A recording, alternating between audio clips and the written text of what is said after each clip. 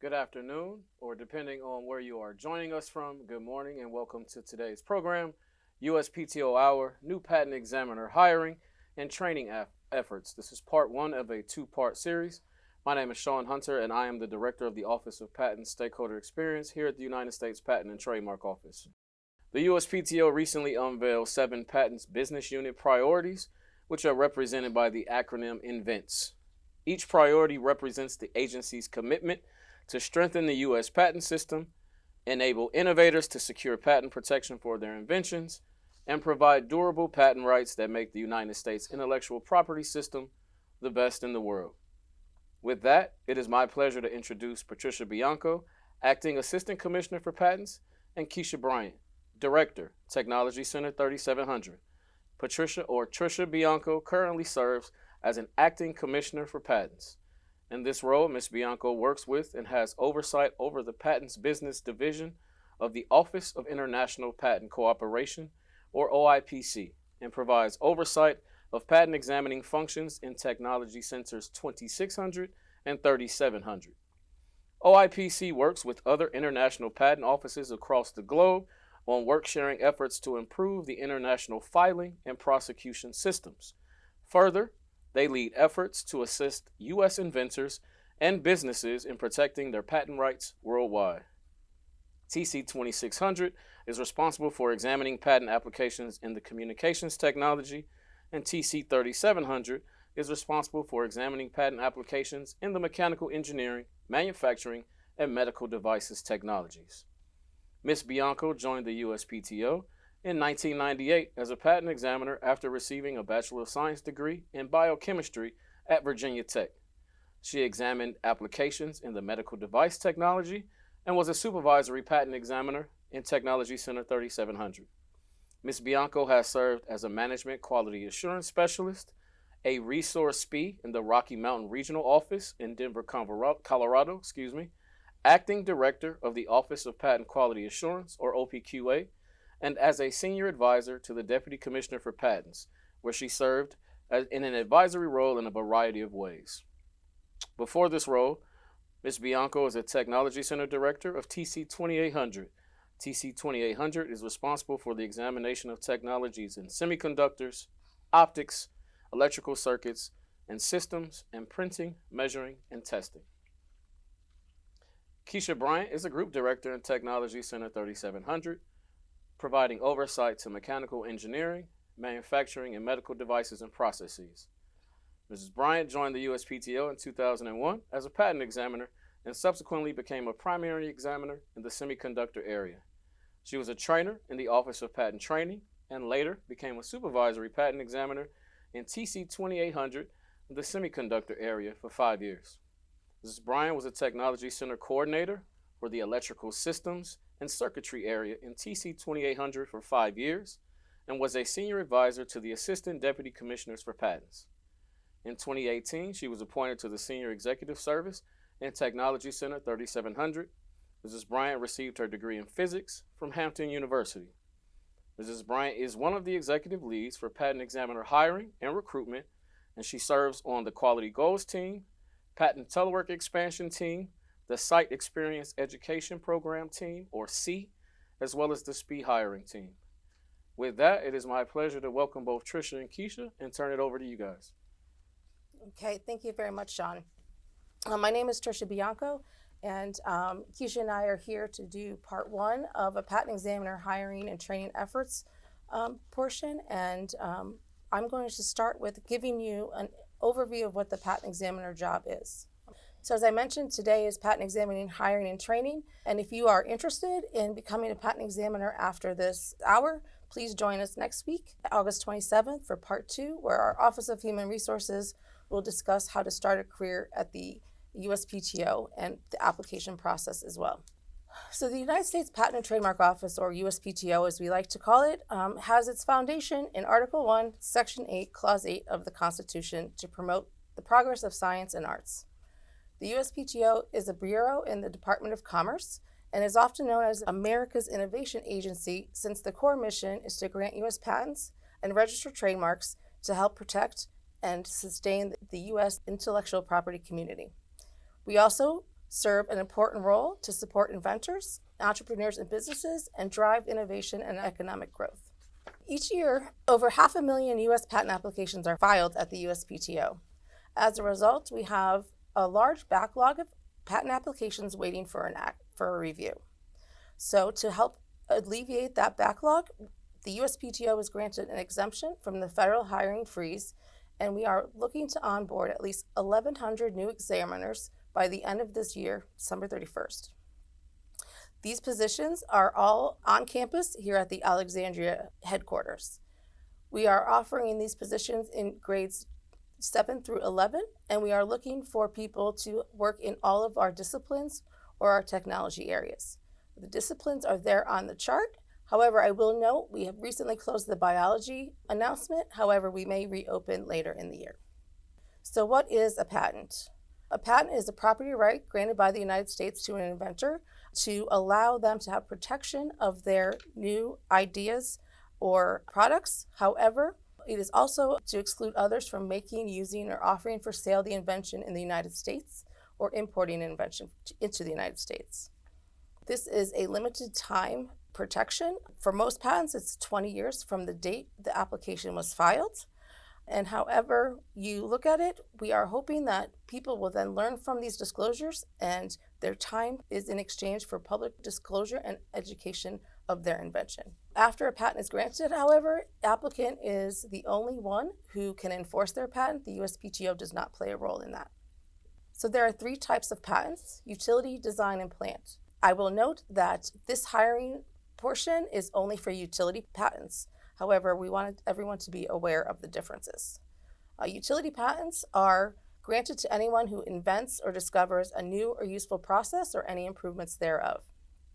If an inventor receives a patent for utility invention, it is protected for 20 years from the date of the application filing. A design patent is granted to anyone who invents a new, original, or ornamental design, and it covers what the article or product looks like. If an inventor is granted a design patent, they have protection for 15 years from the date the application was filed. And finally, plant patents may be granted to someone who invents or discovers and asexually reproduces any trees, plants, or flowers. If they achieve a patent for their invention, it is for 20 years from filing date. One thing you will notice on the screen is a picture depicting the front cover of each of the patent types. The plant patent is the one that has the color, and color is a very important aspect of the invention and therefore is represented on the patent itself.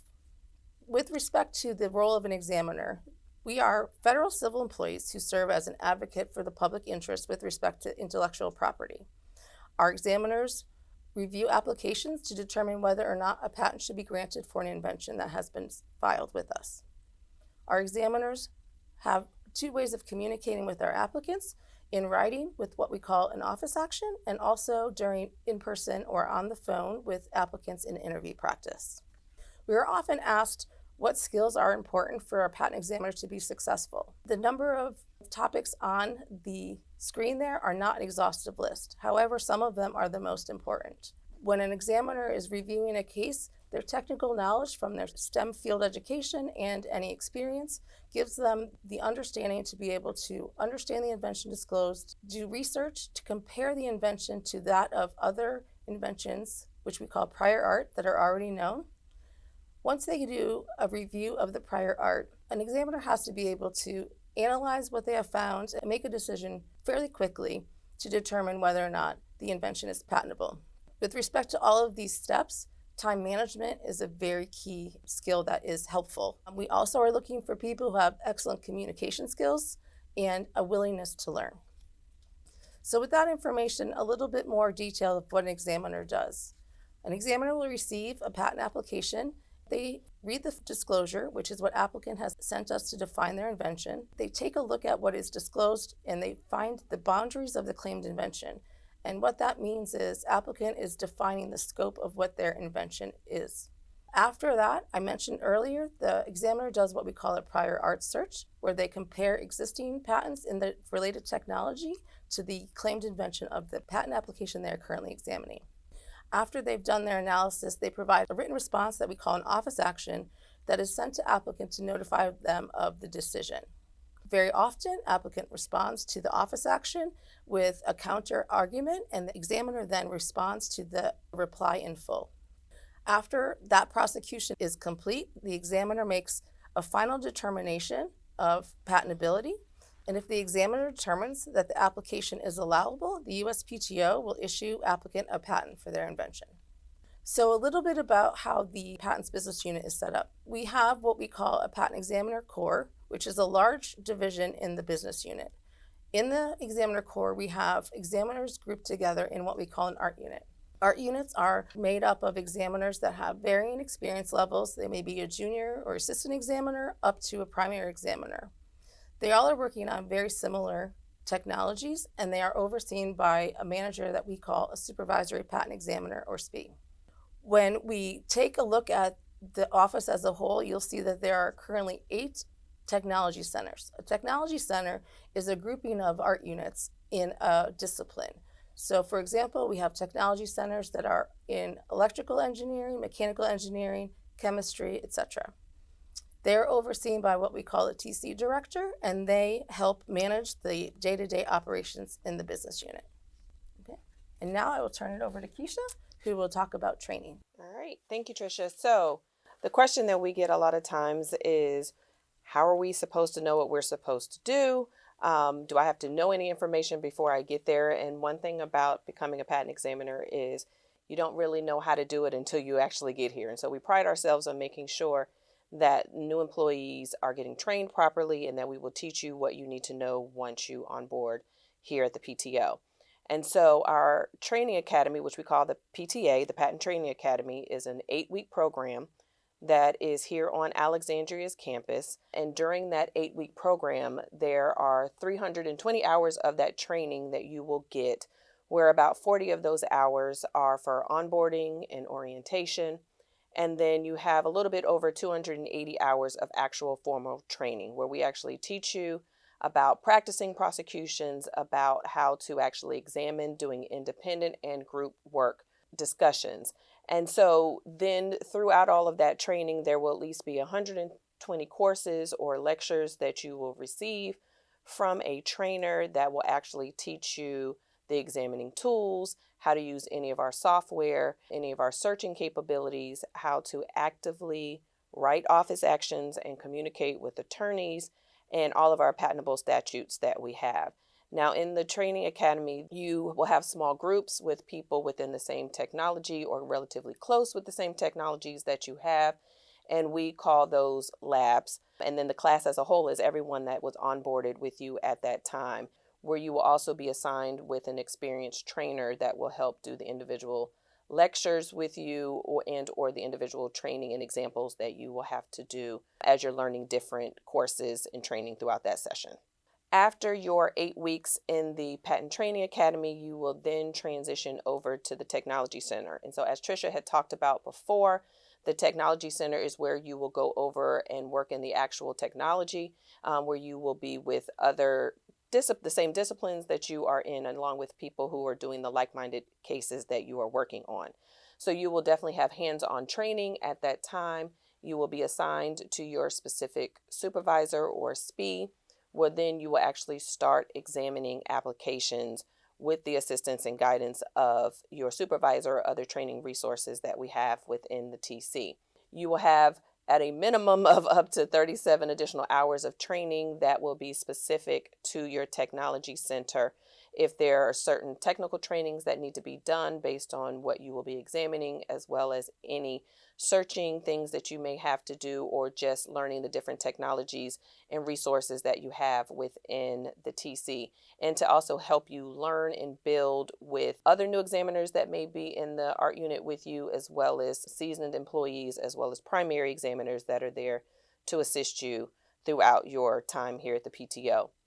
As we talked about in the Patent Training Academy, you are still here for the year. And so outside of the 8 weeks that you are at the Training Academy, once you return to the TC, there will still be subsequent trainings throughout the rest of the year, where you will go back to the PTA and get additional training, more of as needed on the spot, for when you're actually getting some of those situations. They'll be live and understanding of what is happening at that time. So there will be at least 32 courses and 58 hours of additional training that will be spread out for the rest of the year, which will cover different topics such as amendments, final practice, declaration practice, and appeal practices. I will say they may not make sense now, but you will learn what those mean once you get here, and that is the job that we'll be doing throughout that year process. We do currently have patent examiner vacancies that are out. They are posted on USA Jobs, which they initially were posted back in June. It is an open continuous job announcement. So what that actually means is that we will have all of these discipline vacancy announcements open from now until the end of June of 26. And at that time, we will pull those and see all of those that have applied, and then start to look at the certifications and kind of start the evaluations for those particular group of people. But those who are not selected will still continuously be on the announcement. So it is a rolling announcement. We are currently hiring for GS7s through 11, as Tricia discussed before. We do have the disciplines on the screen. Biology currently has been taken down, but if needed, we will open that discipline back up for additional selections if necessary. And so Tricia also stated, and just to kind of remind everybody, that we are looking at hiring at least 1,100 new patent examiners based on the exemption that we did receive.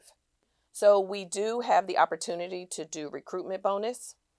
It is for 3 disciplines. Those are computer science, computer engineering, and electrical engineering. So those who qualify for the recruitment bonus may receive a cumulative recruitment bonus of up to $30,000 with an agreement of a 48-month service commitment. So an employee who falls within those disciplines and qualify will receive $10,000 after the first day, and then they may be eligible for the second installment of $20,000 after they have attained a promotion up to a GS12 within 36 months. So that is an opportunity, like we said, for those, at least those 3 disciplines: computer science, computer engineering, and electrical engineering.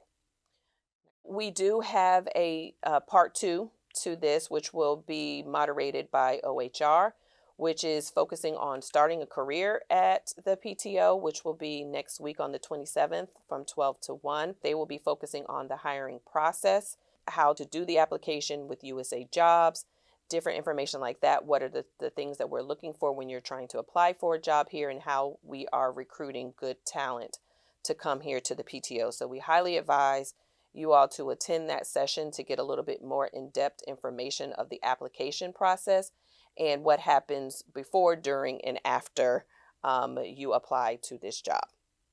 And last but not least, if you want to learn more, we definitely have different resources for you to use. Obviously, you can follow us on all the form of social media, USA Jobs, for all of our positions and vacancy announcements that we have open, as well as our PTO webpage, which has more information on the patent examiner job, any additional resources to show you about any webinars that we have coming up that will give you a little bit more information about what it is to be a patent examiner. And you have the opportunity to kind of have an info session, and there is opportunity for Q&A there as well.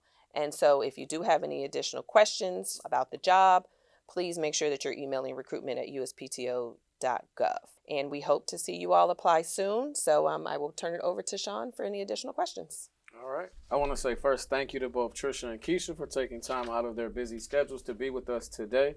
As I mentioned at the outset, we did take questions in advance, so we will ask them. Please feel free to use USPTO Hour at uspto.gov if you have questions. Also, you heard Keisha mention helpful links. We will put some links in the chat for you that you can use to find out more information about USA Jobs, becoming a patent examiner. There's some other useful information that will be presented to you in the link, so check the chat in the WebEx for those links.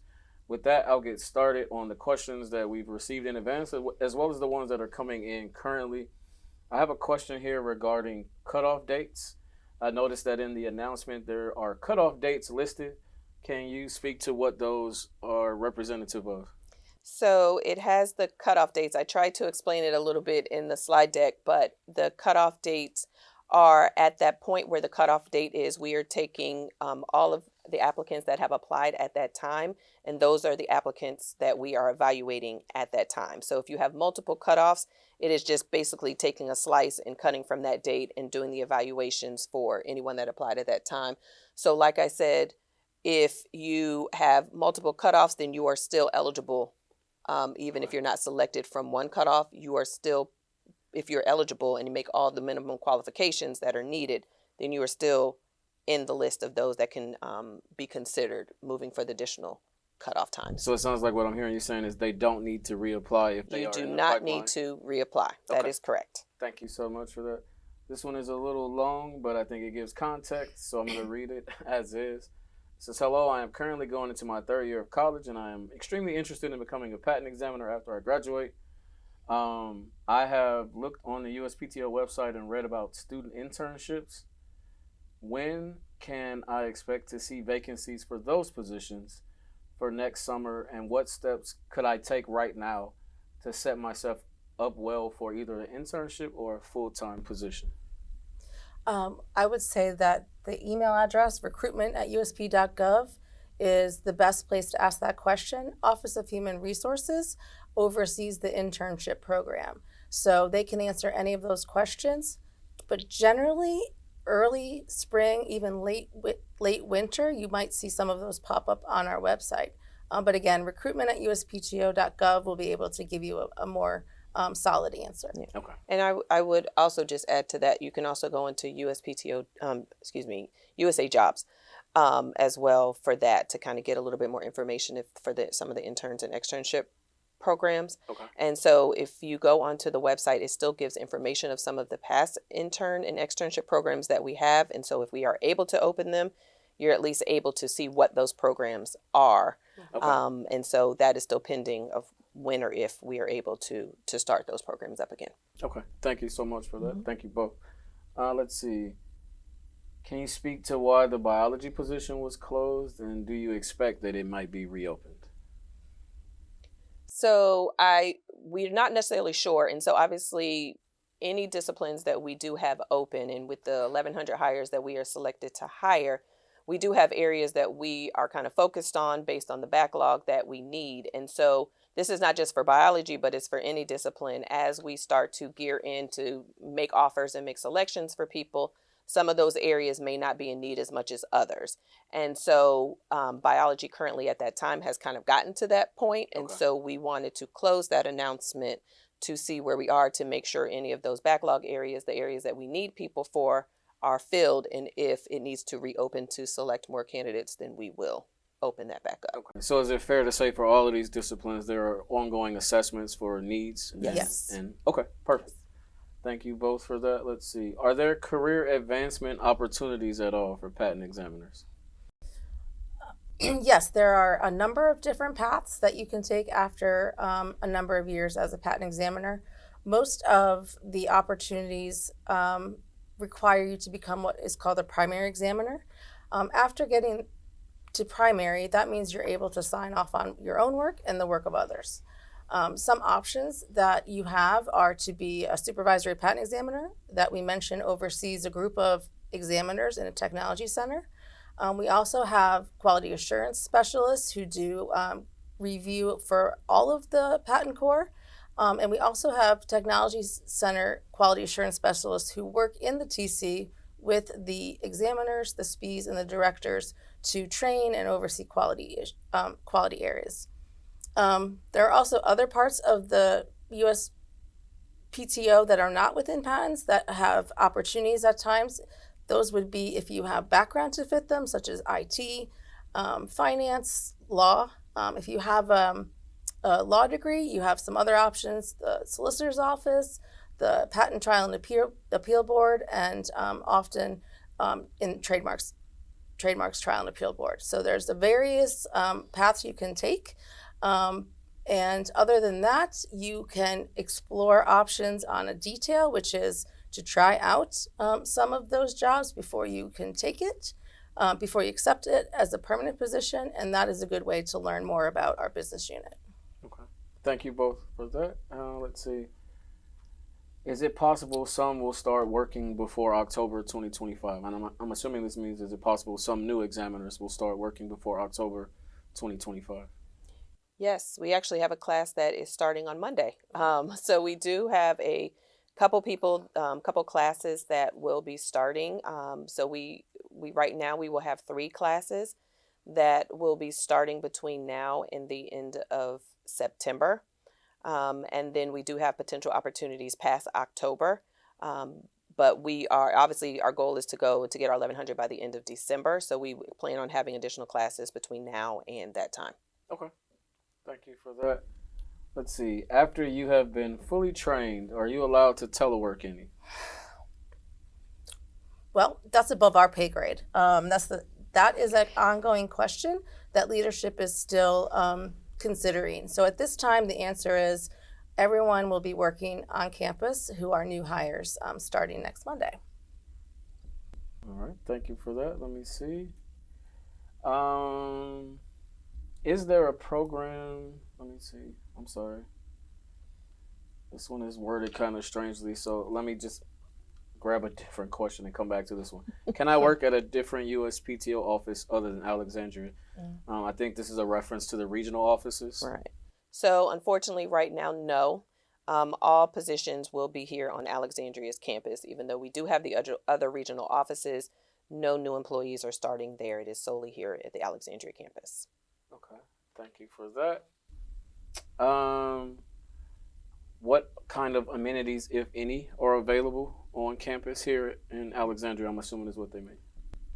On campus, there are a few things of note. The first is a gym. There's a gym right on campus that you can join to help with wellness. There's also different food opportunities around the neighborhood, so you could get out of the office for lunch if you choose. There are also what we call micro markets that are smaller stores, snacks, sodas, waters in the buildings. And there's also coffee station and the cafeteria. We also, maybe not on campus, but another thing to consider is, as a federal agency, we offer transit subsidies. So if you take Metro or the train, you will be able to get a subsidy covered by the federal government. Okay. Thank you for that, Tricia. Let's see. Would this webinar be considered a continuation of Life of a Patent Examiner, which is another webinar? I think this was held earlier this month on August 12th, it looks like. Are there any similarities, overlaps, benefits of attending all webinars, associated with patent examiners if a job seeker is seeking a career as one? So, yes and no. Yes, it's somewhat similar, more of just kind of getting the basic information of the patent examiner job. This, what we're talking about now kind of gives you the overview of what a patent examiner would do, but the webinars that we have twice a month are a little bit more in depth. Okay. And also has someone there to also talk to you about kind of their journey to become a patent examiner, and it kind of gives you a little bit more closer. It's more of an info session. There is also opportunities for more Q&A for that opportunity, because it's really focused on the patent examiner job. What is the day to day? Okay. And so those they do happen twice a month. We are kind of changing some of the day in the life. Will be kind of one time in the month, and then the second session will be kind of geared to something maybe for like interview practice. Okay. Or different things. So it will alternate a little bit on that.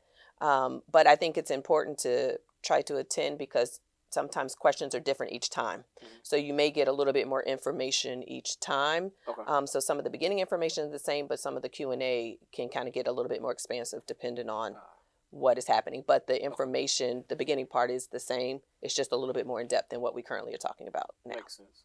So it may be helpful then, it sounds like, to attend as many of these as possible for those that are wondering and are interested in the position.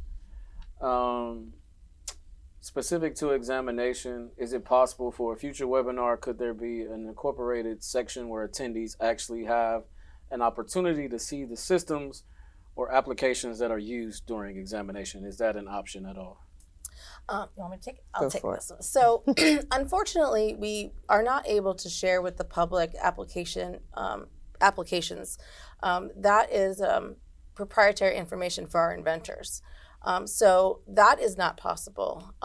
The tools are really not going to be explained in a way that would make you understand how to use them, because they are also mostly proprietary, developed here in the office for the needs of patent examiners. So I don't think that is necessarily on tap. However, often there are some seminars that will tell you what's happening in a general sense, and that would be something like, there was an AI presentation a while ago that talked about some of the capabilities that patent examiners can use, but nothing very specific, and definitely not an active patent application. Okay, understood. Thank you for that. Let me see. After the training, how long does it take to become a primary patent examiner?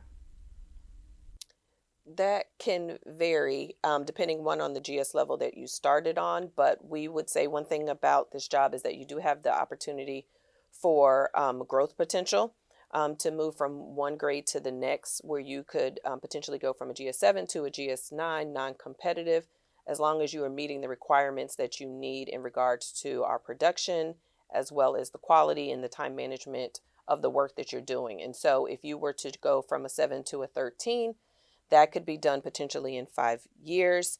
And then in order to go from a 13 to a 14, which will get you the primary examiner, it is a minimum of a 2-year process, just for us to it's 2 different steps for us to determine if you have the ability to be able to sign things independent and to kind of be certified to be a primary examiner, where you will be representing the agency independent, and all communication that you are doing will be solely with your signature on it. And so you have to go through a kind of a process in order to get to that point. So between 5 to 7 years, depending on where you started, is where you would normally get to On a a case primary, by case on a basis. case by case basis. Yes. Okay. Is it possible someone from the Office of Patent Training could join some of these sessions so that job seekers can actually see or meet them?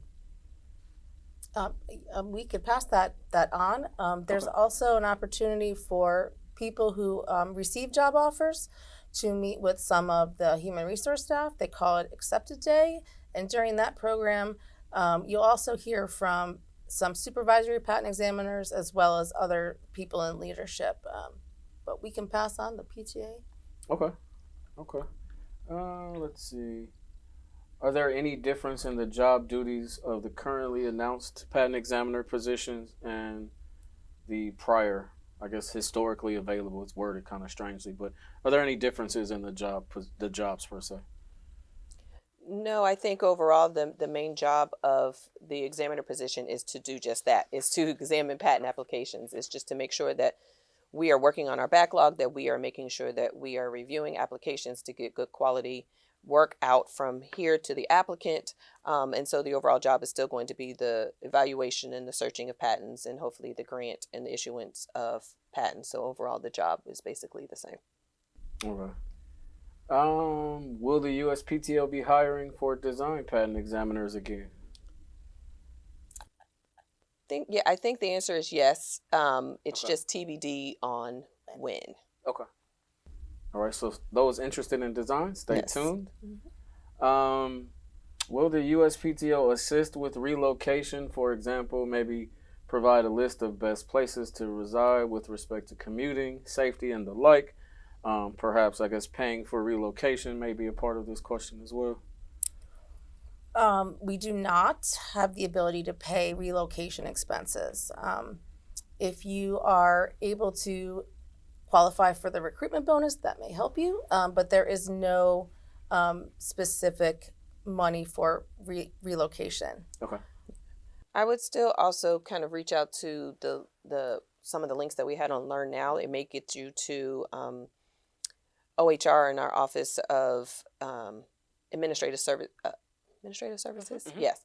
That might be able to help you with resources of what's around in the area. They may have a little bit more information to help you with looking for housing or different things like that, just to be able to give you. So I would definitely try to send an email to that group, and then they can at least direct you to some place that may have a little bit more information. Okay. for that. This one is, what are the requirements for the examiner position? That's kind of broad, so you guys can maybe take that from, I guess, the broadest reasonable interpretation to use a pun here. But Yes.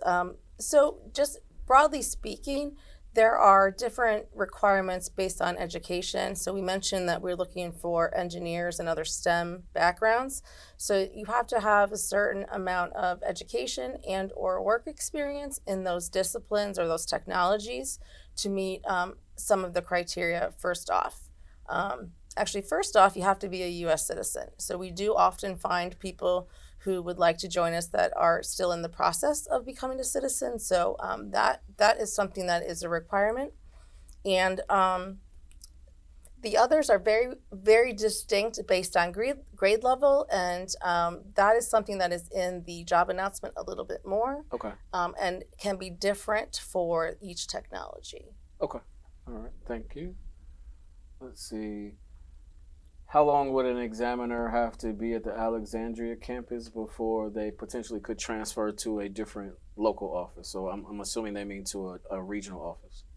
So right now there is no expectation of that currently. Okay. Again, this position is solely just for Alexandria, and so obviously, definitely for the first year. And if anything changes, obviously it would be relayed to everyone. But as of right now, that is not an option or an opportunity. So we wouldn't know what was to transpire after. Okay. Goes from there. Yeah. All right. Let me see what else do I have for you guys. Is it possible to be a part-time patent examiner? Do you have part-time opportunities available? Yes, you can be a part-time patent examiner, but not as a brand new examiner. You need to go through a certain number of years before, and I'm spacing on the two. Probably two. I believe it's 2 years before you can apply for a part-time program, and that is all available once you're here. Someone can explain it Okay. to you. Okay. We have lots of questions coming in. They're good questions, though. You guys have answered some of them and some of your other responses. Do you have to take the patent bar to be a patent examiner? No. That was pretty straightforward. All right.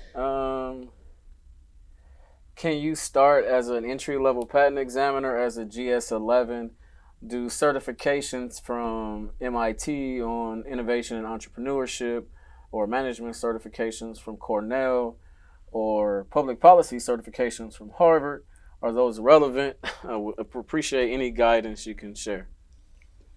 So you can start as a GS11 because all of our disciplines are could be hired up to the GS11 position. The other qualifications are obviously really good to have. It just kind of makes your position a little bit stronger. It's not required to have those. And obviously, it's just based on the technical and educational background and the work experience that you have in order to determine which GS level that you at least are qualified for. So, yes, you could come in as an 11. Okay. The extra things aren't necessary or required, but of course, great job for you to have had those. So that is great for if you have them, but not necessarily needed. Okay.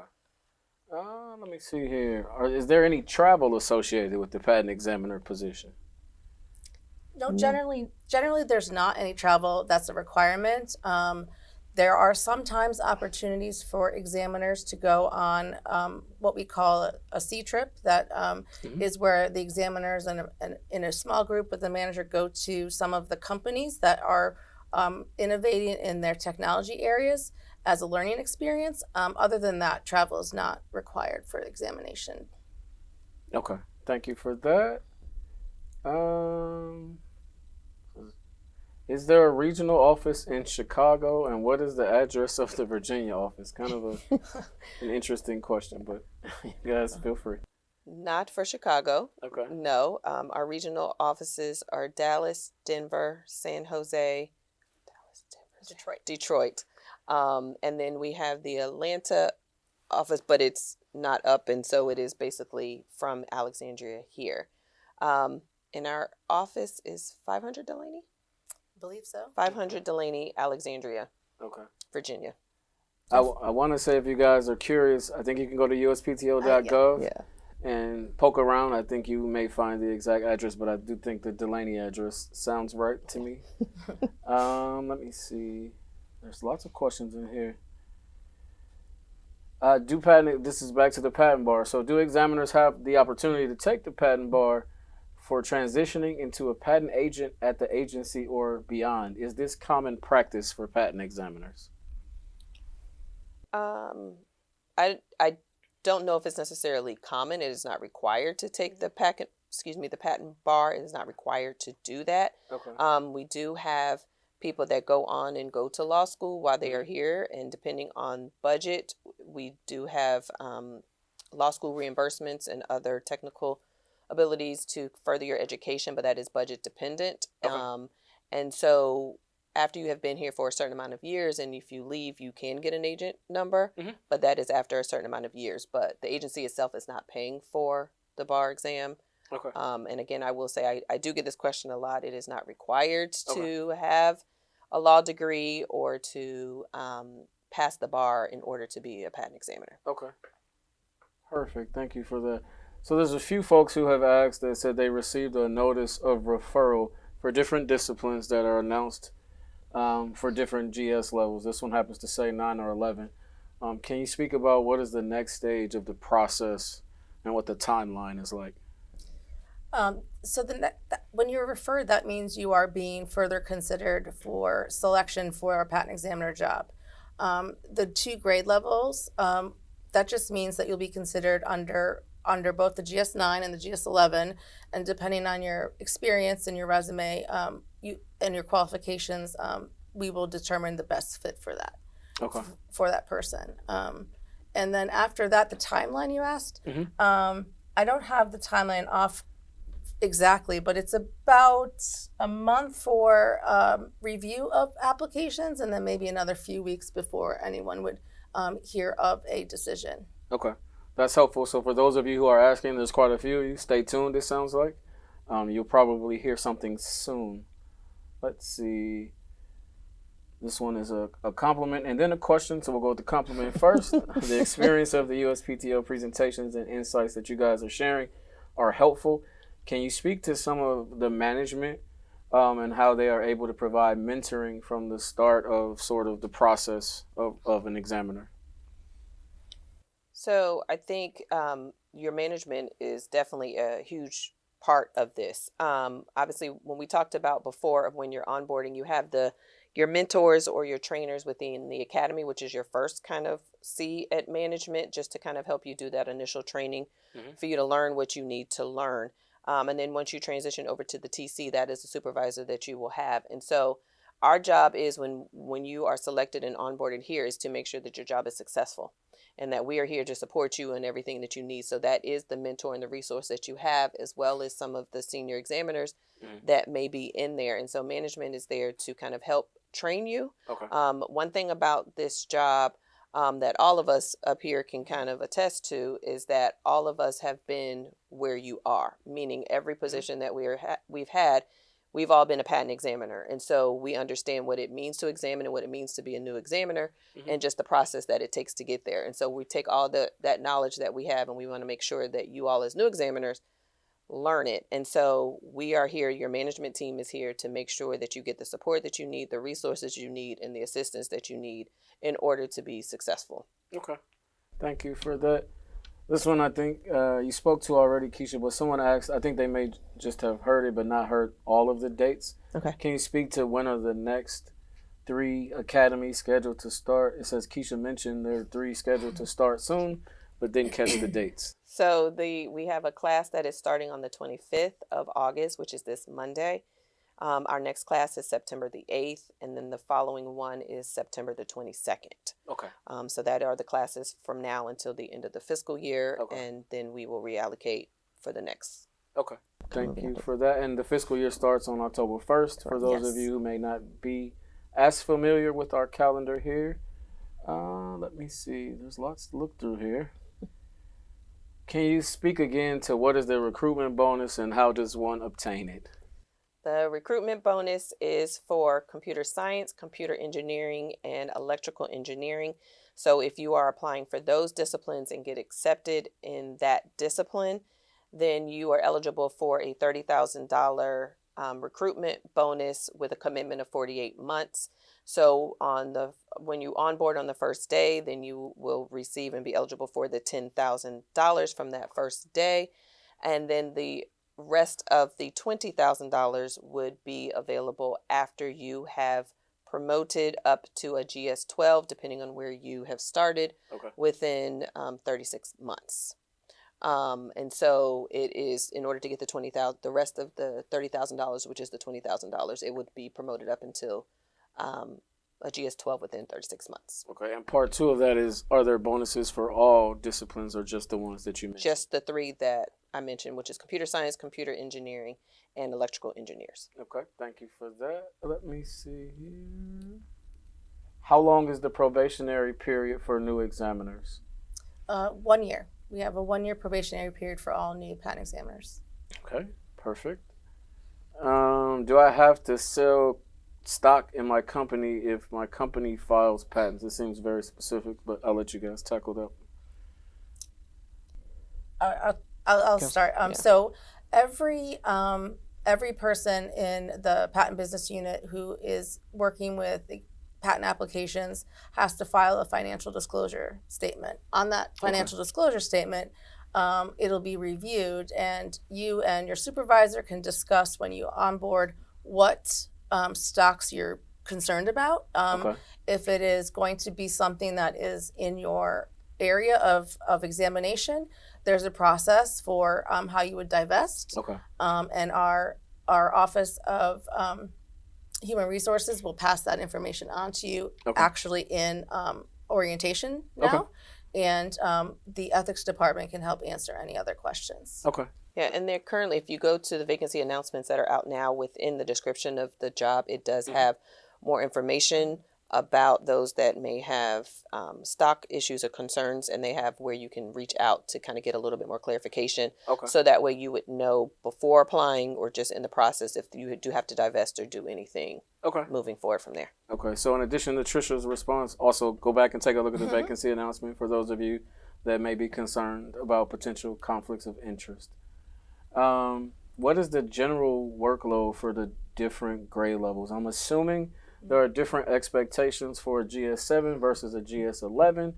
Is it recommended to, this is a long multi-part question, should have given that caveat first, sorry. Is it recommended to start at a lower GS level if you don't have any patent experience but have higher qualifications? Or is this more dependent on the art unit itself? And I can re-ask that question if it would be helpful. So I think what they're trying to ask is what's the production difference between grade levels? It sounds like it. So Keisha mentioned a production element in the presentation. Production is the term we use to quantify the amount of work that patent examiners do in a 2-week period. We call that a bi-week. It does vary by both the technology you're in, the difficulty of the technologies, as well as your grade level. So when you are a junior examiner, which is generally a 12 or lower, you have a different expectancy than the primaries. If you start at a GS7, you're going to have the most time to learn the job and to examine a case. It is a personal decision when it comes to deciding what you would like to apply for. We will mention that if you are interested in discussing that further upon selection, you do need to be applying to the grade level certification, the grade level applications independently if you want to be considered for 7, 9, and 11. Yeah, I think that was, it is kind of dependent. It is also, when you're talking about GS levels, that obviously the higher GS level, the more expectancy and the more work that is required of you. And so it is still the expectation of trying to meet your goals by the end of your probationary period.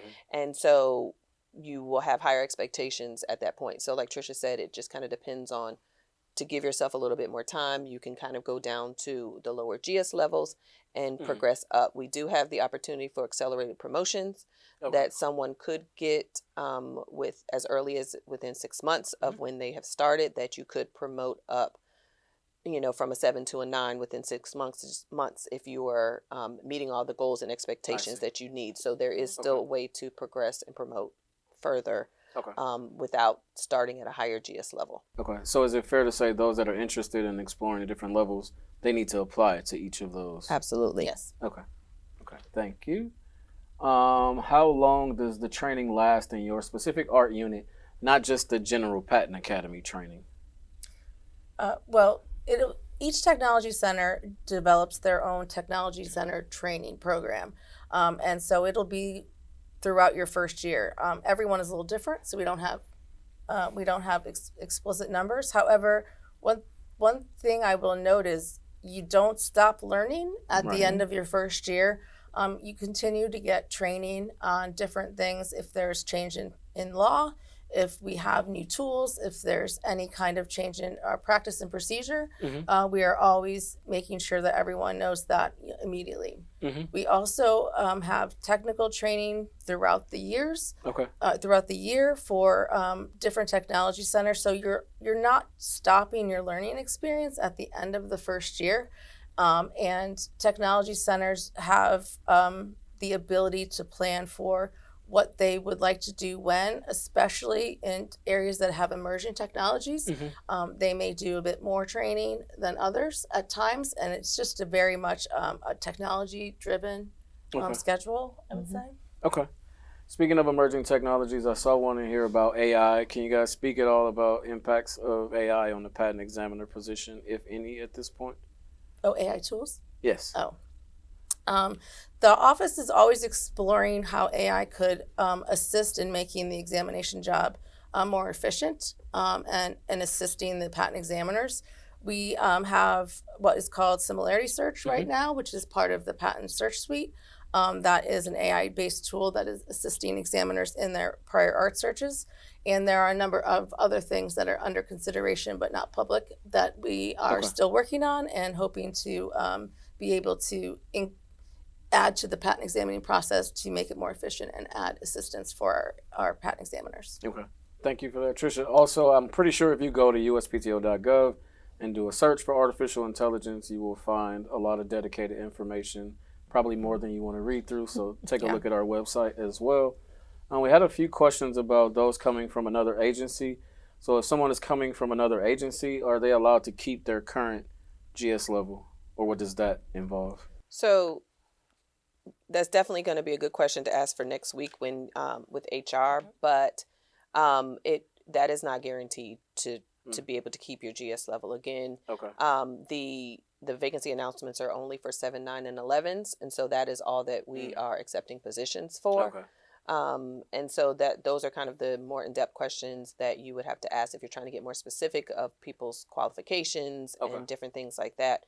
They would need to have that conversation with HR if an offer is extended to be able to further those kind of questions. So that is a plug. Next week is part 2. You guys can come to HR. I'm sorry, Tricia, go ahead. I was just going to add that the patent examiner GS pay scale is a specific higher pay scale than the general GS pay scale in the DC area because we require particular education and or experience to be a patent examiner. So you may come close to what your grade level pay was before, but as Keisha said, that's the perfect question for next week. Yep.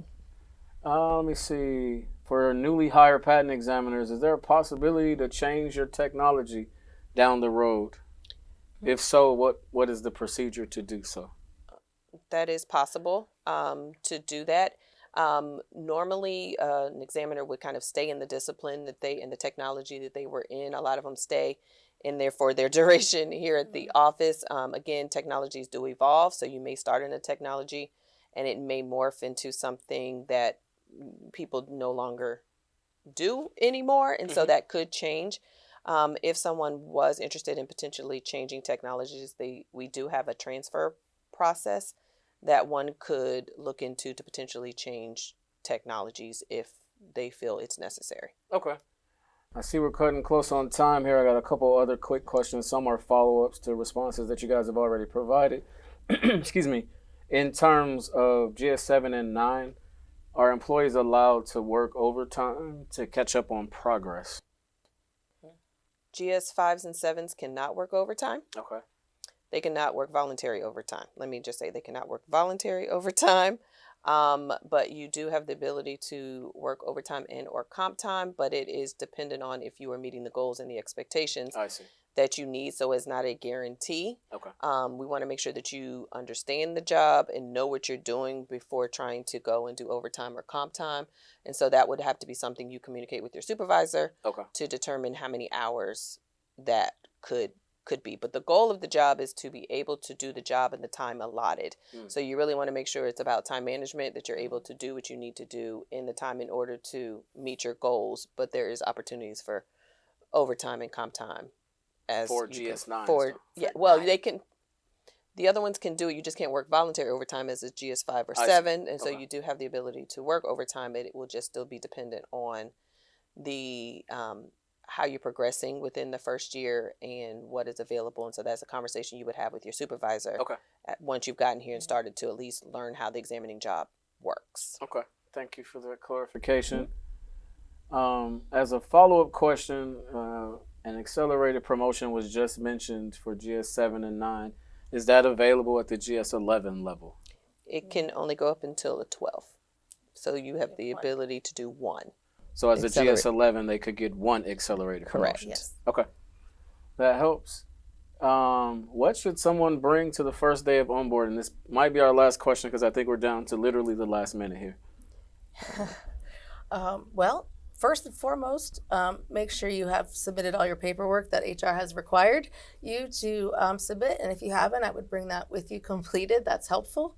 And other than that, I would recommend just personally a notebook, a pen, and probably a water bottle with to keep yourself hydrated because it's a very long day. Yeah. Okay. I would also add more than likely the real ID. If you don't Yes. have that already, you will definitely need a real ID.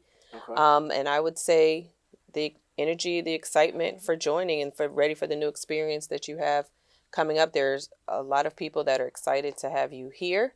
For those that happen to have already applied that will be coming, people are excited to have you here. So just bringing the energy and the excitement to learn and ready for the next adventure. Well, I see we are right at 1 o'clock. So first I want to say thank you again very much to Trisha and Keisha for joining us today. Thank you all for joining us today. If you have other questions, there is a part 2 of this series next week with the Office of Human Resources. They will be able to get into sort of the nuts and bolts of USA Jobs, some of the other questions that you guys asked about credentials. Additionally, as a heads up, we will send a survey out about today's program. We'd appreciate if you take the time to fill it out. We value the feedback, whether it's good, bad, or otherwise. We use it to better inform how we provide these events for you and future topics that we may cover. So with that, that is the end of our time for today. We hope you have a great rest of the day and great rest of the week. Thanks, and we'll see you soon.